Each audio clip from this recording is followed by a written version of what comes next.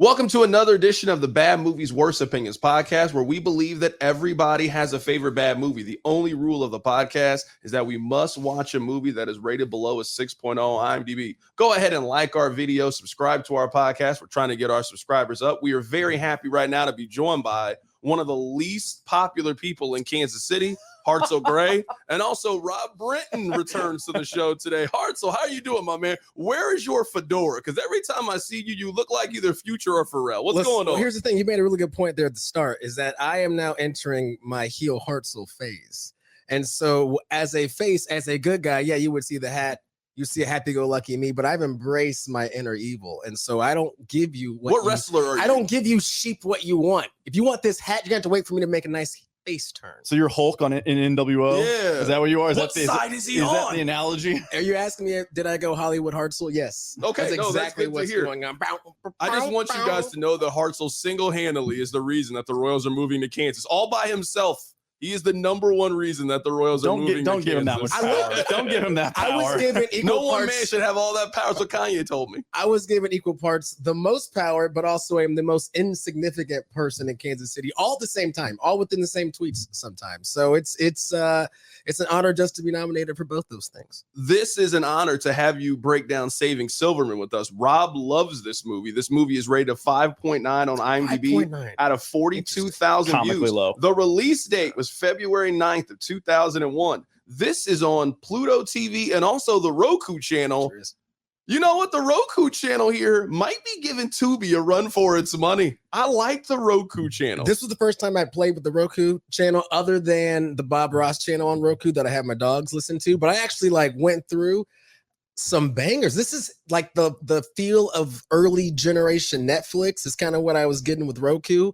I'm a fan. I want to keep going through it. The ads weren't bad. No, they're maybe 4 or 5. We watched enough of these on Tubi where I was like, sneak an ad in there. It's life. This was no big deal at all. I liked Roku. No, absolutely. I liked it as well. Both of these are free. So if you want to check out Saving Silverman, you can do that for free on Pluto TV and the Roku channel. The description for the movie: a pair of buddies conspire to save their best friend from marrying the wrong woman. That is the perfect summation of this movie. The budget, $22 million, made $26 million at the box office. Seems a bit high. This was Profits. not it is a profit. You can never go broke taking a profit. Opening weekend, Hannibal, the third week of The Wedding Planner, was number 2. Saving Silverman debuts at number 3. Number 4, Crouching Tiger, Hidden Dragon, in its 10th week at the box office. That was a juggernaut. And in its number 5, Castaway, the 8th week of Castaway. That was the box office, February 9th of 2001. Do you like Crouching Tiger, Hidden Dragon more, or Castaway? Oh, Crouching Tiger, Hidden Dragon. That is Castaway. cinema. That's almost like a perfect film. I love Crouching Tiger, really? Hidden Dragon. Castaway. Castaway might Don't be. hate Castaway. It's fine. The ending of Castaway really annoys me. It's frustrating, but other than that, I really love Castaway. Wilson, him having to struggle. Castaways are great. Basically, both those films are lingering over from award season into February of 01 is basically what happened. But they're both really good. I like Castaway better. Yeah, 8 weeks and 10 weeks for those movies respectively. Just shows you how popular both Someone of those watched movies were. the Oscars or the Academy Awards in January, and they were like, let's just keep this thing in theaters. I gotta go see it. That's a good point. Yeah, because this is post holidays, also post 9/11. What a weird time it was. This is February. This is February. Yeah, this is 7 months ahead of 9/11. We're on the front side of Yeah. 01. Sorry, I was in 4th grade. I was in 8th grade when 9/11 happened. 5th, but yeah, youngins. That's what we got here. This is where we have to start. Does Saving Silverman hold up 20-something years later? The answer for me is no. I do not think this movie holds up. I had very fond memories of this movie growing up. You remember this movie would be on VH1 or MTV. This was a movie that I've probably seen 3 or 4 times. I hadn't seen it in a while. This movie gave me minimal laughs watching it in present day. I didn't find this movie to be that funny anymore. See, I was really curious. This is my first time seeing it because it was on my list of you had to see it. Those late 90s, early 2000s. It was one of the few I hadn't actually seen. So I was really excited when you said this is what we were doing.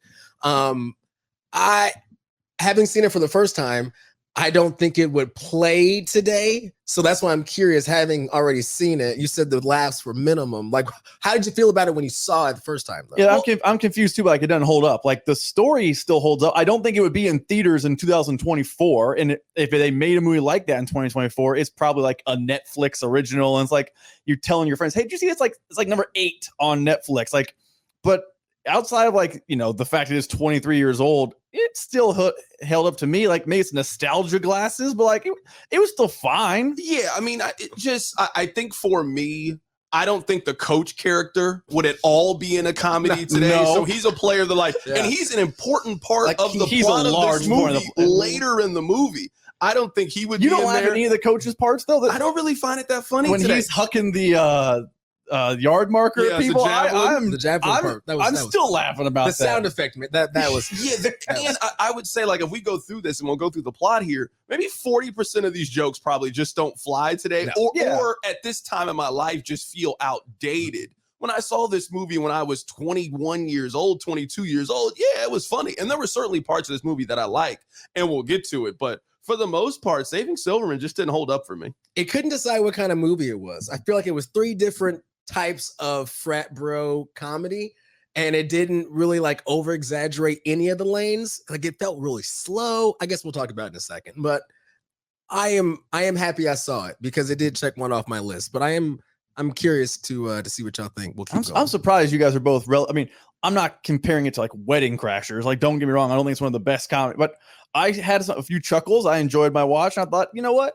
The nostalgia of enjoying this then and enjoying it now still hold up. I probably had what you had, where I'm like, this was definitely funnier when I was in 8th, 9th grade when I saw this than it is now. But I still thought it's funny. It's just not, I don't know, hunch over dying laughing type of funny. Honestly, like one of the only movies that Jack Black has done that I've actually kind of liked. So honestly, this is probably his best performance in any role I've ever seen. I actually think he was one of the weaker parts of the movie, and Literally, that's kind of why I feel the way about I'm not Saving saying you're Silverman wrong. that I do. Can't stand Jack Black. So I thought, like, actually, like, as someone who does not like his performances usually, I thought he's actually okay in this. I mean, he plays the character perfectly. He's Minus it being very problematic. Well, Other yeah, than that, yeah. Like, I was like, okay, I could actually like take this version of him. he's the goofy dumb friend. Like, you're right. Like, we're not going to get in the nitty gritty of He all the was reasons the- why it wouldn't work. Yeah, But the goofy He dumb was the overweight friend. overly dumb friend Yeah. in this movie that, like, that humor is a little bit lost on me. I don't want to, like, it's problematic. It's a early 2000s comedy. I'm not going to judge it through that lens. Yeah. But I would say, like, the comedy really came from 3 people in this movie. 2 of them, I just didn't find that funny. I didn't find the coach to be that funny. I didn't really find Jack Black to be that funny. JD's character, or Wayne, I actually thought Wayne was pretty funny. I liked Wayne. Wayne was my favorite character in the whole movie. I mean, I agree with you. Those are the 3 people that bring the comedy. I just still enjoyed all 3. But like, do I think like, oh man, those 3 are like, we really nailed it? No, but I think those 3 do the best job. And like, I didn't have a problem with Jack Black. I also don't dislike Jack Black. I thought the coach was still funny. I mentioned the javelin throw earlier. Just the way he interacts with the 2 guys is really funny to me. Like I thought all 3 characters that bring the funny brought the funny. Our movie begins with giving us the background on our 3 friends, Darren, Wayne, and JD. Darren is the hopeless romantic. JD is the fierce ride or die friend, and JD is the comic relief. As kids, Darren's a yell leader. Wayne was your favorite 3rd string quarterback. Hartzell, do you have a favorite backup quarterback in the NFL? Everybody that loves football has a favorite backup quarterback. Who's yours? Oh, of all time, it still is Tyler Thigpen, who then rose and became that starter. That's still my, like, to this day, my favorite backup to success story. I mean, the answer is Casey Printers. Casey Printers was preseason hero. So fair. So fair. You know who I used to love? haven't Bubby said that name Brister. in so Remember Bubby old Bubby Brister. Brister? I was a big Bubby Brister fan back in the day. JD, he was the mascot. As adults, JD works at Subway. Darren works at an old folks home while JD is a rodent wrangler. We also learn about Sandy, who is Darren's one got away. I'm a firm believer. I heard this quote. Everybody gets 3 one got aways in their life.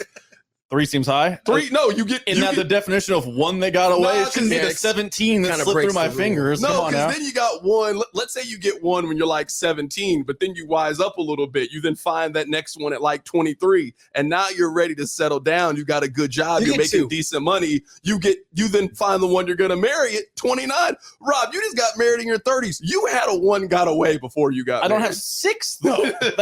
You You can't have have a different lives. It's the one that got away. It's right there in the name. The one, not the 16. That's just called dating.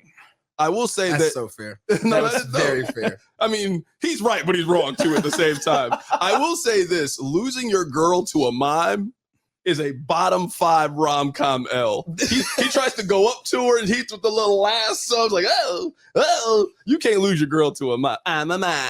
That whole scene. Oh, That kind of set the bar. It's like, okay, so this is what we're doing, huh? Because again, coming in not knowing what this was, I'm like, all right, this is that kind of comedy. this is where the nostalgia for me played. Yeah. I watched the scene. I was like, I had totally forgotten there was a mime at play. And I immediately just erased from my memory, even though it happened. I'm like, don't care. I just want to get back to like the parts I like. I'm just kind of like running through highlights basically in my mind. So I'm like, the other parts, like, I don't care to remember this. I'll watch it for the podcast, but it might be a check Twitter kind of moment right now. The mime was one of those moments. I'm still loving it. As of this point, this movie's dope. I still like it. I'm like still 90 in. seconds. I'm still in. I'm still He in. said, I'm still in. It's nothing problematic. I'm good.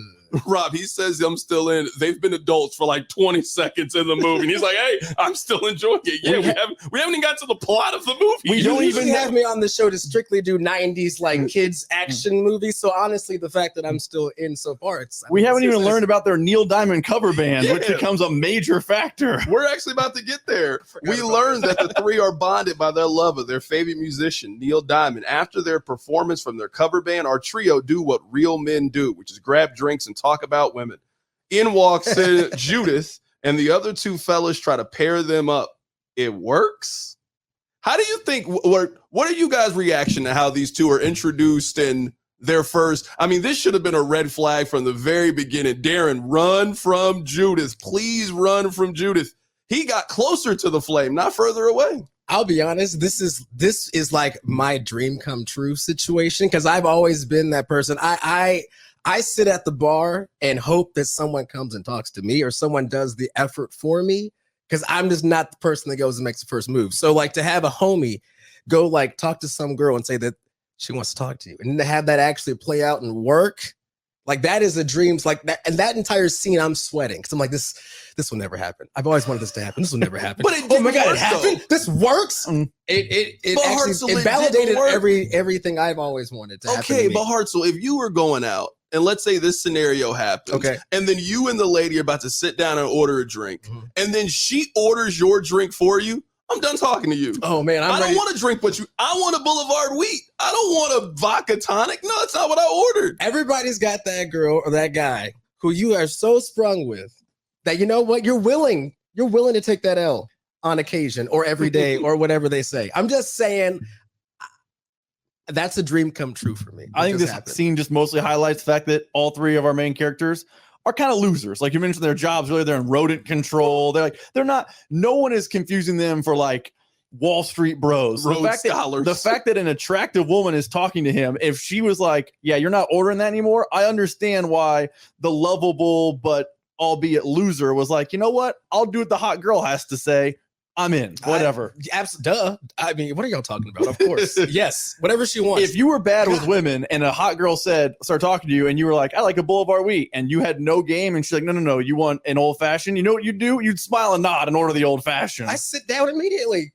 What are you talking about? I've seen enough 90s sitcoms. There's a whole Fresh Prince of Bel-Air episode about this. Run away from that woman. So fast forwarding 6 weeks, Darren and Judith are together and my dog just left Chowtown. It's time for Judith to meet the guys for a Sunday fun day. But Judy and the fellas are like oil and water. This isn't gonna work. Another red flag. She doesn't like your homeboys. My man has 2 friends in the world. But this is a very classic movie trope. Like the friends don't get along with the girl. We've all probably had so she's gotta go. Yeah, but in real life, come on now. Let's look at real life. You've probably had a friend who dated a person. You're like, I do not like that woman. you either have two options. You tell your homeboy, and guess what? He hates you until their relationship ends, or you don't tell him, and then you're quietly hoping their relationship ends. That is exactly what transpires here. We've all had a friend that's been with someone, and you go, nah, that ain't it, and you get stuck in no man's land. Well, I mean, That's how Hartzell's last two girlfriends have been for me. and that's what I'm saying is, listen, when you have outshot your coverage, all right, when you're not even playing the same sport, you will do whatever she says. I don't understand. Like the issue is not that she is uptight, is that his boys should do better. Like, this is also their first time checking out his girl. That's, this is their guy, right? Like, I think that they should have stepped up their game. I'm actually at this point still on her side because I get it. I'm like, you know what? This is gross. How are you whipped as the viewer? That doesn't even make sense to me. You obviously did not get the plot of this movie. I'll say this is the scene where we get our probably one quotable moment from the movie. Beer bong for the lady. So Judith tells Darren, as a viewer, that's pretty good. So Judith tells Darren that he's not seeing his friends anymore after the failed Sunday, and we start to learn more about her controlling ways towards her bae. JD and Wayne try to save their boy from his demise, but he has to go heat up Judy's wax. The pair go to her job, trying to reason with Judy and try to buy her off. But Darren is too gone at this point. This was one of my favorite scenes in the movie. They try to reason with her. She says, my fee is $200. They dig in their pocket. They got $7 and a clothespin for whatever reason.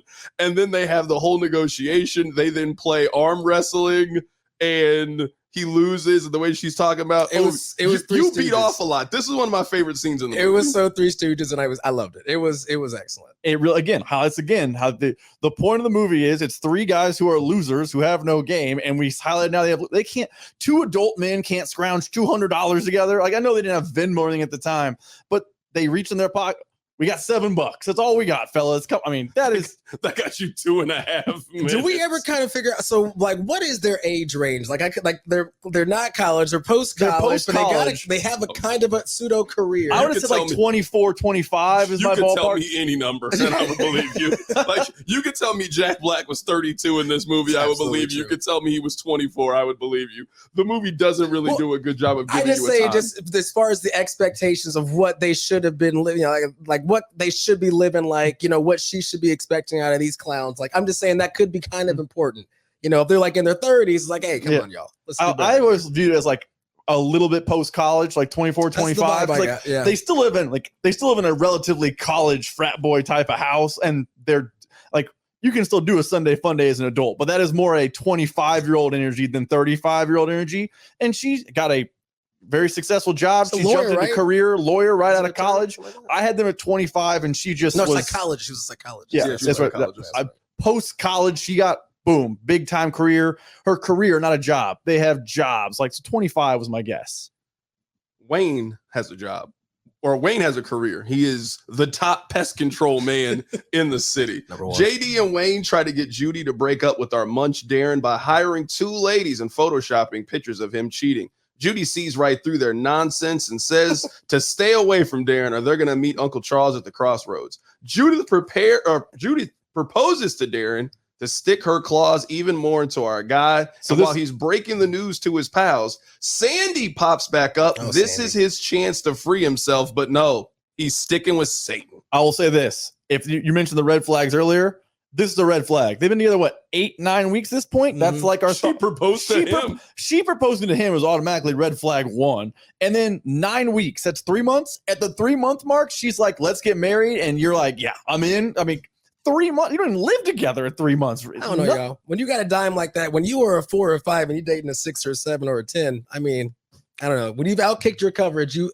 are willing to be down for stuff like that. Have you never said I love you on the first or second date? I love you and I want marry you are two different things. You said that before, Hartzell. You're telling me date one. No, you're leaving Cool Crest. No. I'm asking you. I'm not saying I've done this. I'm asking you a question. No. Have you never one? No. 1 or 2? You never like, no. I can see in the first 90 days. Comes from a personal place. That's what this feels like, Hartzell. No. You're not fooling me here. You've said it before. That's not. Let's keep going with the film. I'm just trying to give justification for our characters here. I'm getting their motivations. His motivation was he was a munch. That's what his motivation was. Are you taking her last name? She proposed it. She's the man in this relationship. Absolutely, she is. She wears the pants. Ain't nothing wrong with that. I mean, I'll take that hyphen. Shoot. This woman's gorgeous. What is wrong with y'all? So it is. I think one of the crucial things is you think Amanda Peet is a lot more attractive than I do. Honestly, I don't think she's unattractive. But you're talking Amanda like Peet. Sydney Sweeney came at me like a hurricane, and it's Amanda Peet. I love Amanda Peet. I don't know if you can tell. I this. did find Amanda Peet to be attractive, and what I did love about this is she always has the titties out. I mean, they have the proposal dinner. Titties are out. When they are here, they had a sensual makeout session around some Arby's. The titties were out. I did find Amanda Peet. They were out when at the boys' house when they were watching the game. Yeah, I know. In an all white, and there's nothing but food everywhere. She knows it's going to be a mess made. If you got them, flaunt them. But I do love her for it. So it is proposal dinner time with our two guys not invited, but they crash the function anyway and get into it with Darren's new replacement friends. This ain't over. The two then come up with the idea to kidnap Judith and hook Darren back up with Sandy. It's a bit clunky, but our pair is successful in kidnapping Judy away from her home, and now they have her stashed in the garage. I love this shift to Act 2. Yes. We went from like frat com to now buddy heist. I mean, I was like, whoa, this is a film. I'm in it. Like at this point, I'm like, whoa, how is this film so rated low? Because I'm actually really, really into it right now. But I think at this part, it kind of peaked. This is where it becomes more problematic. Yeah, like you mentioned, maybe that's it. You mentioned the 23-year-old, and you're right. We've talked about like holding it to the standard of 2024 when it's made in 2001. It's probably unfair. But this is the moment where like you hadn't seen it before. You probably think to yourself, uh-oh. Like there's some stuff about to happen here that is not supposed to be happening. Well, equal here. parts like, oh, this is pretty good. Also, And then, like, yeah. Oh, no. How many felonies do we think they committed? Oh, God. In this scene, They broke into her house. They tased the young woman. They then kidnap her. Then it turns into Black Snake Moan, basically. An incredible sequence. And the fight scenes were great. I love she can hold her own. That was great. I would say at least she 7. was a ninja master. I would say movie. 7 felonies and probably 11 misdemeanors. we also got Jack Black in the mask that serves literally no purpose whatsoever. That was very funny. I did like that. I did actually find it funny there too. So Wayne goes to meet up with Sandy to try to hook her up with Darren, but she's set to become a nun in a week and is still recovering from the tragic death of her boyfriend. Classic. Kidnapping Judy isn't enough, but now the two, they go Tupac, they go Machiavelli, they fake her death, hoping that this helps Darren move on. The two then go visit their old football coach. Real quick before I apologize for interrupting. The idea that the two buddies would be like, you know what would make him feel better? If she's dead. You know what? Your fiance's missing in action. That stinks. Turns out dead. That'll make you feel better. Like this has happened in a week. He went from she's missing to she's dead, and they thought by the end of the week he'd be like, well, turns out she's dead. I'm on to the next. I mean, he did. It ended up working. I mean, that's exactly what happened. They know their friend. I mean, that's actually true. Judith died on Tuesday. He had a new girlfriend by Friday. My man moved on quick from Judy. So our pair goes to visit the old football coach who was in jail for murdering an official with a javelin toss. He suggests killing her. Yep. This is a Netflix documentary. He then suggests killing the woman, but the two don't have the heart to go through it. Darren is still grieving the loss of his lady, and Wayne is trying to play matchmaker for Darren and Sandy as they meet up for a reunion lunch date in which the two bond over their love of Neil Diamond. Rob, what did you think of their first date? So Sandy and Darren's first date. I mean, it wasn't really a first date though, because it was kind of like it was a date, but it was a lot of catching up. I mean, it's not the exact same, but we all either are or know someone who have gone out with someone they went out with in the past, and you immediately rekindle that spark. And that's what that first date is. Like, hey, it worked, it didn't work out, and then boom, we're kind of right back in where we started. So I liked that scene because we experienced what really happens when you go out with someone you've gone out with. You kind of feel like you get back into where you were. This took me back to high school because there was a time, in fact, I rekindled with this person years and years ago. And you jump back in right easy. No, not quite that. I remember asking her, I said, hey, we'd had some beverages, and I said, hey, would you have said yes if I would have said, let's go grab something to eat, let's go hang out in high school? Because this girl was so much cooler than I ever was. Like, and I was not cool, but like she's in a league of her own. And so I asked her like years later, I was like, hey, and she said absolutely. And so to see this now on screen, again, maybe I'm just seeing a lot of projection here. I'm seeing a lot That's of why I asked you to do Saving Silverman. You were the only person I asked to do this movie. I knew this was up the Hartzell alley. And like I thought the date was perfect. I mean, I thought everything was great. I love the, like Rob said, I actually liked the back and forth. I again, everything about this, like, man, I wish that could have been me. I just wish that could have been me. So Judy Jedi mind tricks JD so she can escape. And right before she gets to the precinct to turn the boys in, Wayne hits her with a tranquilizer. Yep. She's going back to the basement. Darren and Sandy are trying to make this thing work, but our boy is still not over Judy at all. Of course not. She died 3 days ago. She hadn't even had a funeral. She hadn't even had a funeral yet. I don't think her family even knows it. I mean, he's already seen Mom and dad don't know that the daughter died. Has next of kin been named or identified? No, they had not been notified of this. I'm telling you, she didn't even have a funeral. My man has already moved on to the next one. He already tried sneak peeks at the booty. He's sick. Darren is absolutely sick. I mean, you know, the best detox is retox, and you got to get back out there, you know? Get back on the horse, Darren. Judy is about to take her turn at Jedi mind tricking Wayne over an Arby's meal and a little sensual seduction, taking the keys from him in the process. Funny scene. This is the best scene in the movie. This is a hilarious scene. Yeah. Also, the fact it's Arby's makes it so much funnier to me. Absolutely. I don't know, like the scene works if it's McDonald's or Burger King. Like you can pick a fast food place and it works. The fact it's Arby's makes it so much funnier to me. I will say, Hartzell, you mentioned your attractiveness to Amanda Peet. Yeah. This scene, I get it. Yep. She did it for me in this scene too. When she had that little Arby's sauce dripping on her, I was like, all right, Amanda Peet. I would have handled it the exact same way. That last drip, I actually cackled. I'm like, this is just perfect. That last one where that was just, that's the cinema. Again. I will also say that Best our friend Wayne was way too excited about a handy. She said all she needed was one hand. That's all she said. She said, give me one hand and I'll change your world. I've never seen somebody unlock a human being. But has anyone teed you up like that? If that's the intro sentence from her, I mean, I would also get excited. Also, we got to assume Jack Black's character is, of the three losers, the biggest of the losers. So if a hot girl says, here we go, I need one hand, I could see it being like, go time. I'm just, again, if it like, all I need is one hand. If you are coming in that hot, if that is, I mean, okay, let's go. And also, I mean, again, what performance? What a performance. Judy turns into a Power Ranger and karate chops her way to set herself free. And she spots Darren and Sandy about to round second base. Darren has to choose between that evil bitch and the love of his life. Of course, he makes the wrong decision. He then finds out that he thought his fiance was dead until this exact moment, too. I could see how you're like, whoa, my suddenly alive fiance is here. This was your chance to finally free yourself from Judy. You had a chance to free yourself. Hold on, but what is he freeing himself from? Okay. Like, you just called her some dirty bitch, and I don't understand. At no point do we have a reason why this woman is the villain. Other than she knows what she wants, and she understands what she needs. And she hates your friends. That's why we hate her. You hate your ride or die homies have been told you can't even come to dinner of the engagement party. See you later. I'm literally trying to like process as we're talking through this. Like, why is she the bad guy? Like, why is this the villain? And I have yet to find a reason. This is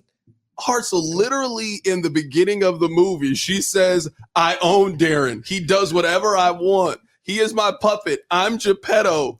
My man then is trying to get some late night loving, but no, he has to go to Chowtown. She ain't doing that.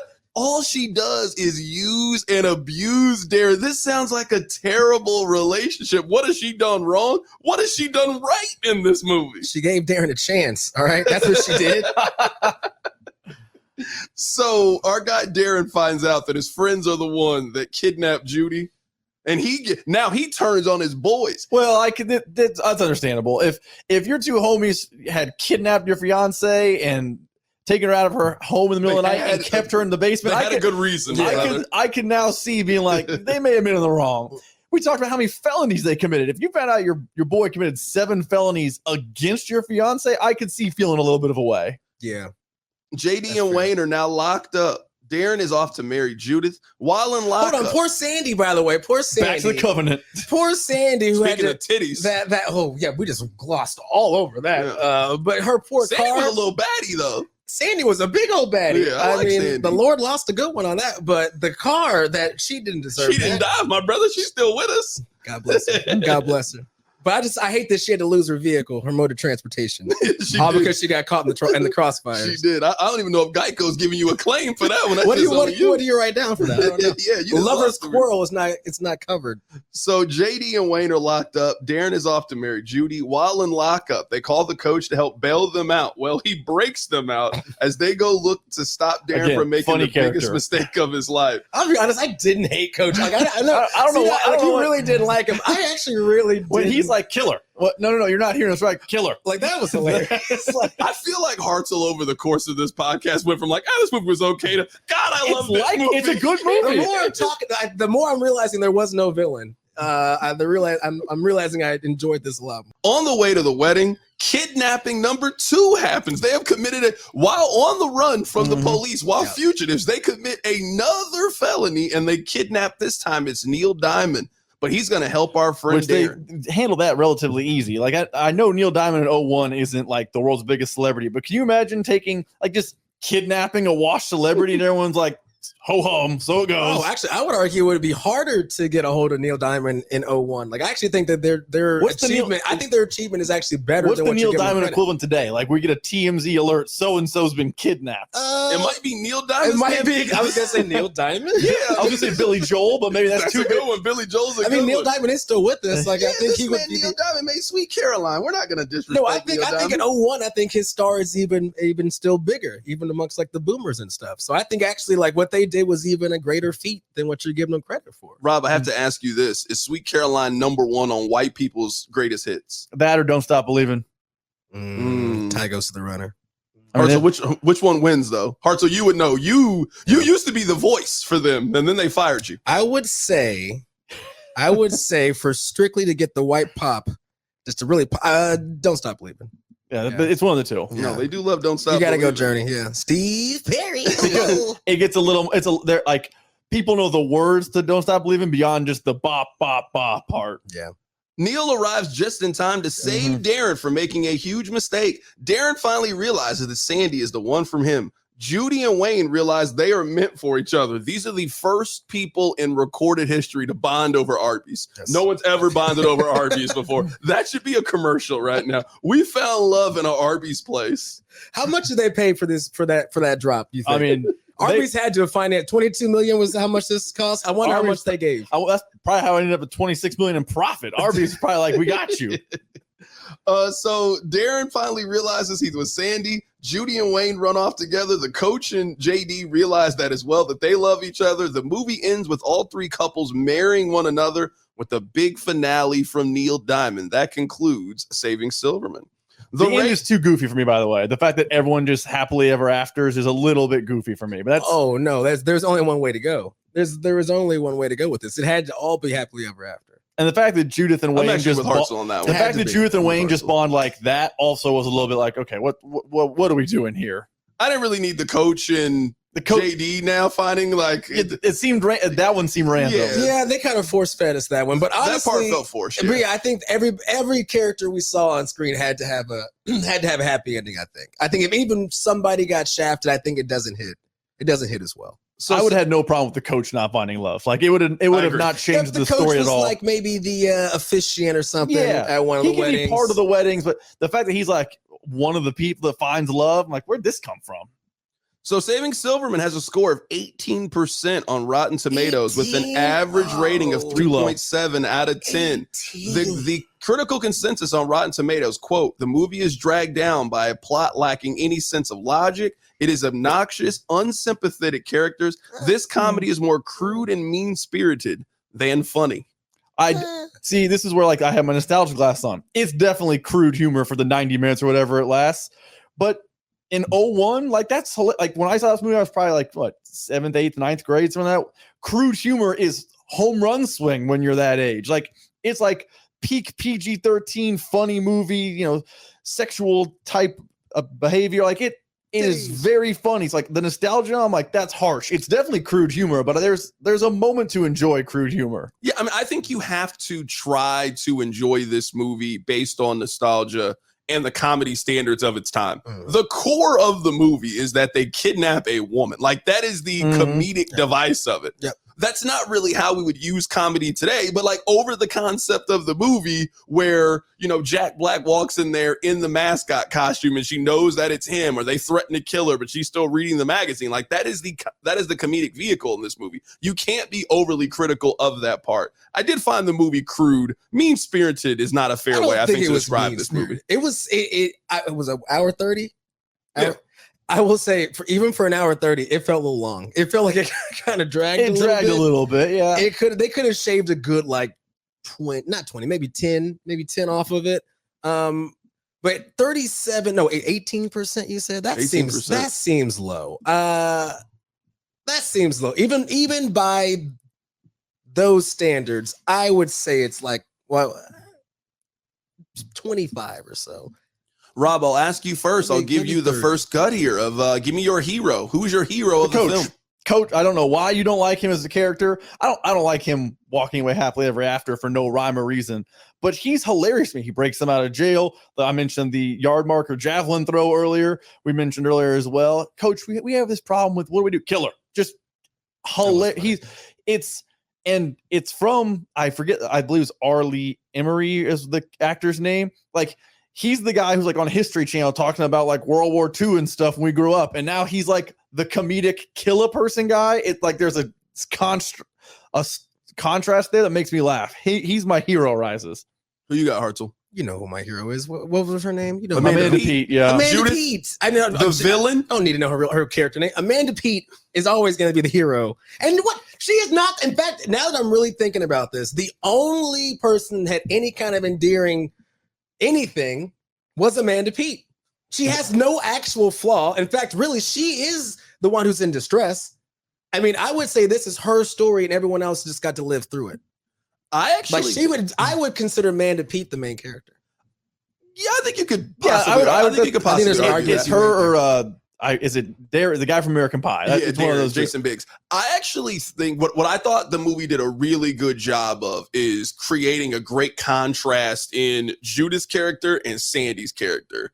Where Sandy is like the virtuous one. She wants to be a nun. She's like really nice. Sandy. She's really nice. She's really kind. And then Judith is she's just a bitch. She's just mean the whole time. She's not likable. She's not redeemable. She's mean because she has a career. She just has titties. Because she knows what it is she wants with her life. Is that why she's, you know what? She's not just a bumbling stooge at 25 running a pest shop. I mean, come on now. She's got an office. How many offices y'all got, huh?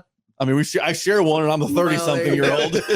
There you go. We actually have the same office. Yeah. All right, give me your doing too much award. It's funny because my doing too much is your hero. My doing too much is the coach. No, the coach is funny. The coach he was out pooping in the trees. He's killing people. he then rolls out of the car, John Wick gunfire, but it wasn't a cop car. It was too much. Also, when he killed the guy, the way they set up that story, he had a little bit of a temper problem when he was a coach. He killed that. I don't know what.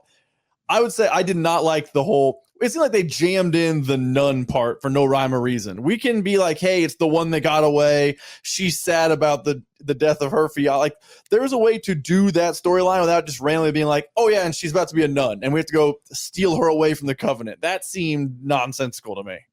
Honestly, I actually have the opposite. I don't think that any of them were doing too much. I think if any of them were doing the least, I think the movie for sure doesn't work. Like, they actually all, I think, need to be doing that much. In fact, I think maybe Jason Biggs' character could probably been a little bit more extra, to be honest. Like, that's what my biggest issue was. He's too like normal almost. The movie almost like took itself a little bit too seriously of being like that movie. It's like, I wish it would have like doubled down of like American Pie was like outlandish. Like, I'm fucking a pie, right? Mm-hmm. Like, that is outlandish. Like, that was like, it's, you know, and the mom and all that stuff. And like this Saving Silverman felt like it tried to just do a lot without committing to do anything. Like, it's going to do a lot of silly shit, but not actually commit to one really good avenue. I mean, I would say that this is probably one of the problem with Jason Biggs' career and why it didn't really take off is you mentioned Stifler and Sean William Scott. Mm-hmm. Like, he found a character. He had the crew. And then he just kept playing Stifler, which is a really funny character. Except for that eventually ran out. Like, yeah, but I mean, he also, say it ran out. I mean, Road Trip Did is it? really, really funny. Yeah, the Role smells were Models good. are like, he did that Stifler role for another like 3-4 years and had a couple of big hits. I feel like this movie, Jason Biggs, is just the same character he was in American Pie, just not nearly as cool. Like, there was something kind of lovable about Jim as he's chasing Michelle in band camp. I actually think He came off like a goof to me. They tried to make him too cool in this movie. Like in the band camp stuff, he's like the kind of like he's dorky, but like there's a lovability to his dorkiness. This one, it felt like they were trying to be like, he's trying to be an adult and he's trying to get like, they almost tried to like add an element of coolness to him that just doesn't fit. They made him, honestly, there was no cool, there's more pathetic to it. Yeah, man, That's what it, like, it wasn't like it was different than American Pie. He's not a lovable loser. He's just kind of pathetic because he doesn't get girls. Yeah. Like, that was the difference, I think. Yeah, maybe that, okay. This movie got a 5.9 on IMDb. Rob, I will let you go first. Too I already low. know what you're going to Too say. low. Go ahead. Way too low. Listen, is this the best comedy of all time? No. Is it problematic? Absolutely. Are there flaws? Of course. That's why it's on this podcast as opposed to on a Rotten Tomatoes podcast about making $100 million in the theaters. But 5.9 is disrespectful. This is a 6.5 type of film. If I am watching this, got a phone call. If I am, It's probably Amanda I Peet. think it's Amanda Peet. Oh, yeah, baby. You got to girl. heat up that oil. Baby girl, I'm sorry. Give me a second. If I was watching this when it came out in February of 01, I would have given this probably a 6.9, 6.8-ish. I don't think it's a 7, because 7 I consider like, oh, that's actually pretty good. 6 and above for me is kind of like good on a good day. This would have been like 6.8, 6.9. Today, watching it, I think 5.9 is too low, but I would go maybe 6.3. 6.1 to 6.3. A major reason of why I wanted to do this movie is coming into it, I would have agreed with you guys. I thought this was too low. Rewatching it, I think it's too high. Oh, too high. wow. Not even about right. Too high. I think 5.9 is too high. I think this movie Too is more of a high. 5.2, 5.3. I think this, Okay. I thought the movie, there are some early 2000s movies that hold up. I don't think this comedy felt outdated to me, where I understand it's a different age, but American Pie, because, you know, the main character is the same. American Pie is going to be relatable. If you are 17, it doesn't matter if you're 17 in 2001, 2011, or 2021. American Pie is it is an iconic film that just transcends sort of adolescence. Even like Out Cold, which is like a B version of American Pie. I guess the template, which is better. I would say Out And Cold. it holds up. Even like Out Cold holds up better. I don't know. than this Out does. Cold holds up as well as you think it does. Yeah, I haven't even seen that movie before. I think Out Cold, if you rewatch it, you'd be like the Out Cold scene where in the jacuzzi and they free, that you're gonna look back at Out Cold and be like, this might be problematic too. I mean, This movie to me, I'm gonna watch it tonight. You know what? I'm gonna look up the IMDb I score think Out it's too Cold. high. Yeah, I think it might be too high. I'm just going to guess that we could probably find this trope elsewhere. It is man hooked on woman, friends try to break them up. I'm going to guess that we could find a better movie that fits that same storyline better than this one. I think this movie's rated too high. I would give this movie a 5.2, 5.3. It's my final verdict. Out That's Cold, fair. by the way, is 6.2. Can't do it. 6.2. 6.2. Who's see, in Out Cold? See, and that's too low to me. But I want to rewatch it tonight. Like, you know, Zach Galifianakis is Yeah, in Zach, that. One of his first big roles. Talk about having a run. Zach Galifianakis had a run. In there for a 01, he minute. was not on run. The Roy from The Office is in that movie. It has been. It has a lot of B-level players. It has been considered a modern day interpretation of Casablanca.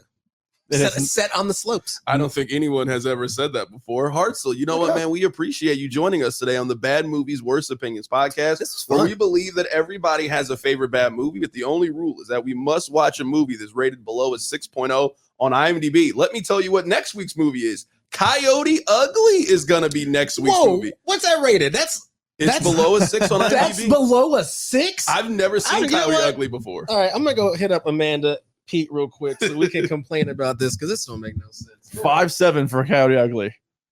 5.7. Oh, that is our guy Hartzell, Rob Brenton, joining us on the show today. Catch you guys next week on the Bad Movies, Worst Opinions podcast.